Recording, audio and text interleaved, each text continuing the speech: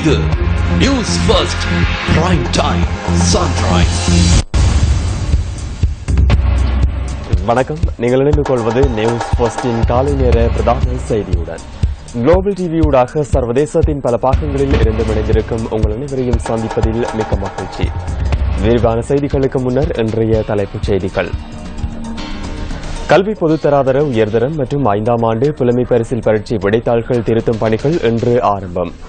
தற்காலிகமாக நிறுத்தப்பட்டிருந்த குடிவரவு குடியகழ்வு திணைக்களத்தின் சேவை இன்று மீண்டும் ஆரம்பம்.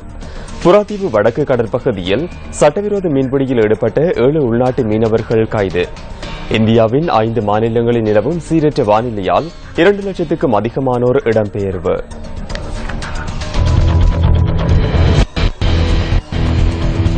இனி விரிவான செய்திகள். முதலில் உள்நாட்டுச் செய்தி. கல்வி பொதுத்தராதர உயர்தரம் மற்றும் 5ஆம் ஆண்டு புலமை பரிசில் பரீட்சை விடைத்தாள்கள் திருத்தும் பணிகள் இன்று ஆரம்பமாக உள்ளன. இன்று முதல் எதிர்வரும் 11ஆம் தேதி வரை விடைத்தாள்களை திருத்தும் பணிகள் நடைபெற உள்ளதாக பரீட்சைகள் ஆணையாளர் நாயகம் WMNJ புஷ்பகுமார தெரிவித்துள்ளார். இந்த காலப்பகுதியில் 6 பாடசாலைகள் முழுமையாக மூடப்பட்டிருக்கும் எனவும் மேலும் சில பாடசாலைகள் பகுதி நேரமளவில் மூடப்பட்டிருக்கும் எனவும் அவர் தெரிவித்துள்ளார். கொழும்பு ரோயல் கல்லூரி, கொழும்பு நாளந்தா கல்லூரி, கண்டி விகாரமாதேவி மகளிர் கல்லூரி, கண்டி சுவர்ணமாலி மகளிர் கல்லூரி, கண்டி சீதாதேவி மகளிர் கல்லூரி மற்றும் யாழ் இந்து கல்லூரி என்பன விடைத்தாள்கள் திருத்தும் பணிகளுக்காக மூடப்பட உள்ளன. மேற்கூறப்பட்ட பாடசாலைகளில் எதிர்வரும் 13ஆம் தேதி கல்வி நடவடிக்கைகள் மீள ஆரம்பிக்கப்பட உள்ளமை குறிப்பிடத்தக்கது.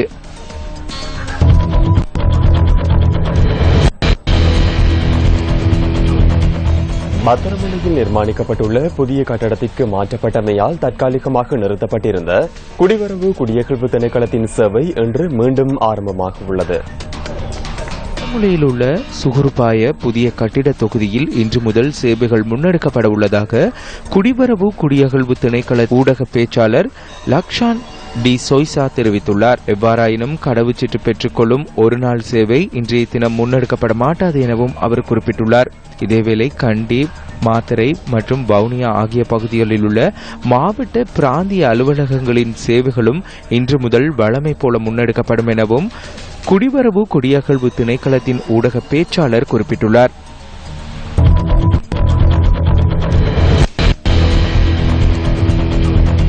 புறாத்தீவு வடக்கு கடற்பகுதியில் சட்டவிரோதமாக மீன்பிடியில் ஈடுபட்ட உள்நாட்டு மீனவர்கள் 7 பேர் கடற்படையினரால் கைது செய்யப்பட்டுள்ளனர். கிழக்கு கடற்படைக்கு உட்பட்ட குச்சவெளியில் உள்ள இலங்கை கடற்படையின் வலகம்பா பிரிவினரால் இவர்கள் கைது செய்யப்பட்டுள்ளனர். மீன்பிடிக்காக பயன்படுத்தப்பட்ட டிங்கி படகு மற்றும் சட்டவிரோத மீன்பிடி உபகரணங்களும் கைது செய்யப்பட்டவர்களிடமிருந்து கைப்பற்றப்பட்டதாக கடற்படையினர் தெரிவித்துள்ளனர். கைது செய்யப்பட்ட மீனவர்கள் மேலதிக விசாரணைகளுக்காக குச்சவெளி போலீசாரிடம் ஒப்படைக்கப்பட்டுள்ளதாகவும் கடற்படையினர் குறிப்பிட்டுள்ளனர். நலம் தரும் நல்லை கந்தனின் வருடாந்த மகோத்சவ பெருவிழாவை முன்னிட்டு நியூஸ் ஃபர்ஸ்ட் நல்லூரான் நந்தவனம் செய்தித்துறையில் ஆர்வமுள்ள இளைஞர் யுவதிகளுக்கு களம் அமைத்துக் கொடுக்கும் திரை பரீட்சை மற்றும் குரல் தேர்வு. அரிதான நியூஸ் ஃபர்ஸ்ட் கலையகத்தில் செய்தி வாசிப்பாளரின் இருக்கையில் அமர்ந்து நிலப்படம் எடுப்பதற்கான சந்தர்ப்பம். இலக்கம் 710 பருத்தித்துறை வீதி, நல்லூரில் அமைந்துள்ள நியூஸ் ஃபர்ஸ்ட் நல்லூரான் நந்தவனத்தில் எதிர்வரும் 29ஆம் தேதி முதல் 31ஆம் தேதி வரை காலை 9 மணியிலிருந்து மாலை 5 மணி வரை.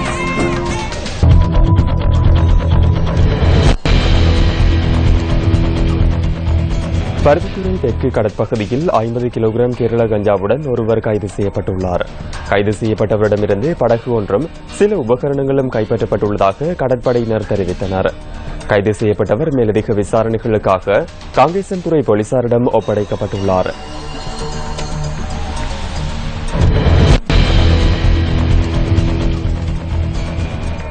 நல்லூர் கந்தசுவாமி கோவிலின் வருடாந்த மகோத்சவ பெருவிழாவை முன்னிட்டு ஏற்பாடு செய்யப்பட்டுள்ள நியூஸ் ஃபர்ஸ்டின் நல்லூரான் நந்தவனம் இன்று அங்குரார்ப்பணம் செய்து வைக்கப்பட உள்ளது. நல்லூரான் நந்தவனத்தில் குரல் தேர்வு மற்றும் திரைப்பரீட்சை என்பன முன்னெடுக்கப்பட உள்ளதுடன் நியூஸ் ஃபர்ஸ்ட் கலையகத்தில் புகைப்படம் எடுப்பதற்கான சந்தர்ப்பமும் ஏற்படுத்தி கொடுக்கப்பட உள்ளது. இது தொடர்பான மேலதிக தகவல்களுடன் இணைந்து கொள்கின்றார் எமது அலுவலக செய்தியாளர் ராஜேந்திரன் கோகுல்நாத். வணக்கம் கோகுல். உற்சாகமான காலை வணக்கம் கிருஷாந்த் ராஜ். அகிலம் போற்றும் அலங்கார கந்தனுடைய மரணாந்த மகோத்சவ பெருவிழாவினை முன்னிட்டு இம்முறையும் நல்லூர் மண்ணிலே ஓர் விசேட கலையகத்தை நாட்டினுடைய முதற்தர செய்து வழங்குனரான நியூஸ் ட்ரஸ்ட் அமைத்திருக்கிறது. இலக்கம் 710 பரிசுத்துறை வீதியிலே நியூஸ் ட்ரஸ்டினுடைய விசேட கலையகத்தினுடைய இறுதிக்கட்ட நிர்மாண பணிகள் தற்போது இடம்பெற்று வருகின்றன. இன்று நண்பகல் 12 மணி தெய்வேந்திர முகூர்த்தத்திலே நியூஸ் ட்ரஸ்டினுடைய விசேட கலையகத்தை அங்குரார்ப்பணம் செய்வதற்கான அனைத்து விதமான ஏற்பாடுகளும் தற்போது முன்னெடுக்கப்பட்டு வருகின்றன. வடக்கு கிழக்கு மாகாணங்களிலும் நாட்டினுடைய பல்வேறு பகுதிகளிலும் ஐரோப்பிய தேசங்களில் இருந்து குடும்ப விழாவாக நல்லூர் கந்தனுடைய திருவிழாவுக்கு வருகை தந்திருக்கக்கூடிய எங்கள் உறவுகள் அனைவரையும் நாங்கள் தோழமையோடு அழைக்கிறோம். நியூஸ் ட்ரஸ்டினுடைய விசேட கலையகத்திலே செய்தி வாசிப்பதற்கான திரைப்பரீட்சை மற்றும் குரல் தேர்வு ஆகியன நடைபெற இருக்கின்றன. ஆகவே அவற்றிலே கலந்து கொண்டு இலைமறைக்காயாக இருக்கக்கூடிய உங்கள் திறமைகளை வெளிப்படுத்துவதற்கான அரிய சந்தர்ப்பத்தினை பெற்றுக் கொள்ளுமாறு நாங்கள் அன்போடு அழைக்கிறோம். அது மாத்திரமல்லாமல் கொழும்பிலே இருக்கக்கூடிய நியூஸ் ட்ரஸ்டினுடைய செய்தி வாசிக்கின்ற பிரதான கலையகத்திலே இருந்து நிலப்படம் எடுப்பதற்கான ஒரு சந்தர்ப்பத்தை நாங்கள் யாழ் நல்லூர் மண்ணிலே அமைத்துக் கொடுத்திருக்கிறோம். அந்த புதுவிதமான அனுபவத்தை பெறுவதற்காகவும் எங்களுடைய விசேட கலையகத்துக்கு வருமாறு நாங்கள் அன்போடு அழைக்கிறோம். நாளைய தினமும் நாளை மறுதினமும் காலை 9 மணியிலிருந்து 5 மணி வரை திரைப்பரீட்சை மற்றும் குரல் தேர்வு நடைபெற இருக்கிறது என்கின்ற மகிழ்ச்சிகரமான செய்தியை நாங்கள் தெரிவிக்கிறோம். திரைப்பரீட்சை மற்றும் குரல் தேர்விலே அதீத திறமையை வெளிப்படுத்துகின்றவர்களுக்கு நியூஸ் ஃபர்ஸ்ட் சக்தி டிவியின் அரிதான திரையில் தோன்றி தொலைக்காட்சியில் செய்தி வாசிப்பதற்கான வாய்ப்பும் வானொலியிலும் தங்களுடைய குரலிலே செய்திகளை வாசிப்பதற்கான அரிய சந்தர்ப்பமும் கிட்ட இருக்கிறது என்கின்ற மகிழ்ச்சிகரமான செய்தியை நாங்கள் தெரிவிக்கிறோம். நியூஸ் ஃபர்ஸ்ட் செய்திகளுக்காக யாழ் பரிசுத்துறை வீதியில் அமைந்துள்ள நல்லூரான் நந்தவனத்திலிருந்து ராஜேந்திரன் கூப்பினார். இதோ நியூஸ் ஃபர்ஸ்ட் திரையில் தோன்றும் அரிய வாய்ப்பு. நியூஸ் ஃபர்ஸ்ட் யாழ் நல்லூரான் நந்தவனம்.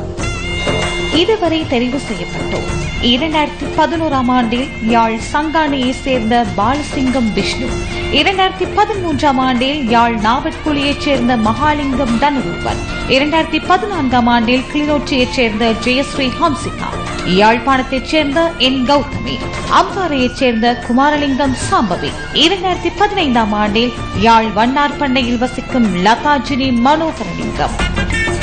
2016 யார் அந்த திறமைசாலி? நீங்கள் ஆற்றலும் ஆர்வமும் உள்ளவரா? செய்தி வாசிப்பாளராக மிளிர்வதற்கான அரிய வாய்ப்பு. நியூஸ் ஃபர்ஸ்ட் குரல் தேர்வு மற்றும் திரை பரீட்சை. இலக்கம் 710 பருத்தித்துறை வீதி நல்லூரில் அமைந்துள்ள நியூஸ் ஃபர்ஸ்ட் நல்லூரான் நந்தவனத்தில் எதிர்வரும் 29ஆம் திகதி முதல் 31ஆம் திகதி வரை காலை 9 மணியிலிருந்து மாலை 5 மணி வரை உங்கள் திறமைக்கோர் அங்கீகாரம்.